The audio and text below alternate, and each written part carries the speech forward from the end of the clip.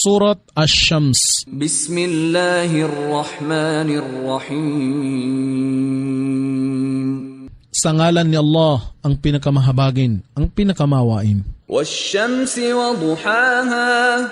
At sa araw at sa kanyang marilag na liwanag. Wal-qamari idha talaha. At sa buwan kung siya ay sumusubaybay sa kanya. Wan-nahari idha jallaha. At sa maghapon kung ito ay napagmamalas ng kasikatan ng araw. Wal-layli idha yaghshaha. At sa gabi kung ito ay lumulukob sa kanya. Was-samaa'i wa ma banaha. At sa kalangitan at sa kanya na lumikha nito. Wal-ardi wa ma tahaha. At sa kalupaan at siya na naglatag nito. Wa nafsin wa ma sawaha.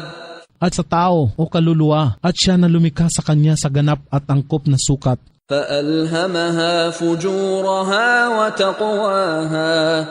At kanyang ipinamala sa kanya kung ano ang tumpak at mali. قَدْ أَفْلَحَ مَنْ زَكَّاهَا.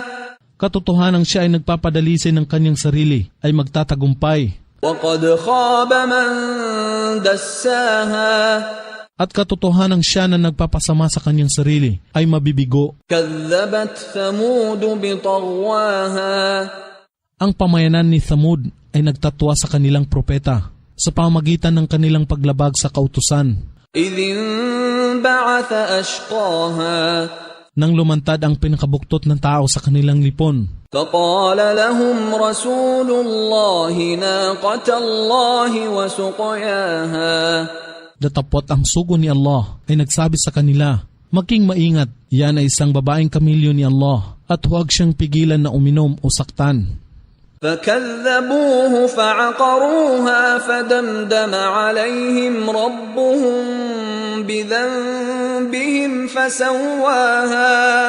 Datapot sila na nagpasinungaling sa kanya at hindi pinakinggan ang kanyang mga sinasabi at kanilang binigti ito. Kaya't ang kanilang Panginoon ay nagwasak o nagparusa sa kanilang lahat dahil sa kanilang kasalanan. وَلَا يَخَافُ عُقْبَاهَا. At siya si Allah hindi nangangamba sa anumang magiging kahinatnan nito.